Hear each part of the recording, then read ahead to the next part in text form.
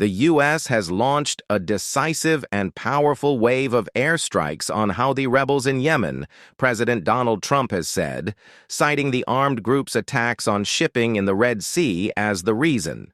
Funded by Iran, the Houthi thugs have fired missiles at U.S. aircraft and targeted our troops and allies, Trump wrote on his Truth Social platform, adding that their piracy, violence, and terrorism had cost billions of dollars and put lives at risk.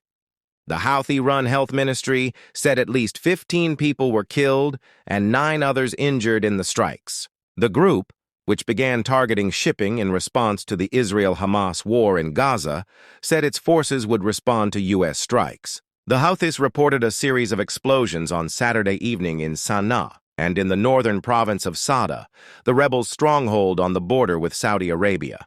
The Iranian-backed rebel group, which considers Israel its enemy, controls Sanaa and the northwest of Yemen, but it is not the country's internationally recognized government. Unverified images show plumes of black smoke over the area of Sanaa's airport, which includes a military facility. In a statement, the Houthis blamed the U.S. and the U.K. for wicked aggression targeting residential areas in the Yemeni capital, Sanaa.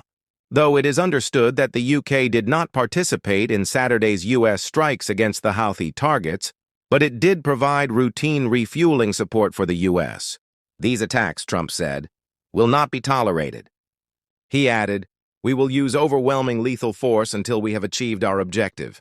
The Houthis have said they are acting in support of the Palestinians in the war between Israel and Hamas in Gaza and have claimed, often falsely, that they are targeting ships only linked to Israel, the U.S., or the U.K. Who are the Houthis and why are they attacking ships? Since November 2023, the Houthis have targeted dozens of merchant vessels with missiles, drones, and small boat attacks in the Red Sea and the Gulf of Aden. They have sunk 2 vessels, seized a third, and killed 4 crew members.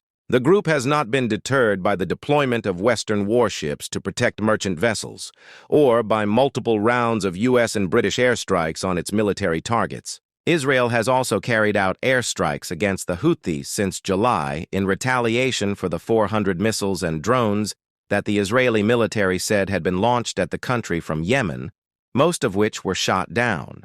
Major shipping companies have been forced to stop using the Red Sea, through which almost 15% of global seaborne trade usually passes, and use a much longer route around southern Africa instead.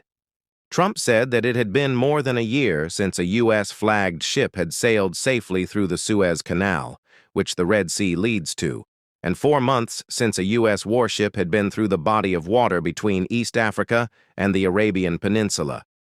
The Suez Canal is the quickest sea route between Asia and Europe and is particularly important in the transportation of oil and liquefied natural gas, LNG.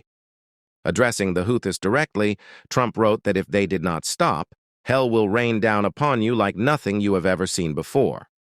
But the Houthis were unwavering in their response, saying the aggression would not wane their support for Palestinians. "This aggression will not go without response, and our Yemeni armed forces are ready to answer escalation with further escalation," the group said. Meanwhile, U.S. Defense Secretary Pete Hegseth said that the Houthis' benefactor, Iran, was on notice. The Houthis launched 190 attacks in the Red Sea between November 2023 and October 2024, according to the U.S. Congress. Previously, the UK and US conducted joint naval and air strikes against the group. Israel has also targeted sites linked to the Houthis in separate strikes. Trump urged Iran to cease its support for the Houthis, warning that Washington would hold Tehran fully accountable and, "we won't be nice about it." He also accused the previous White House administration under Joe Biden of being pathetically weak and allowing the unrestrained Houthis to keep going.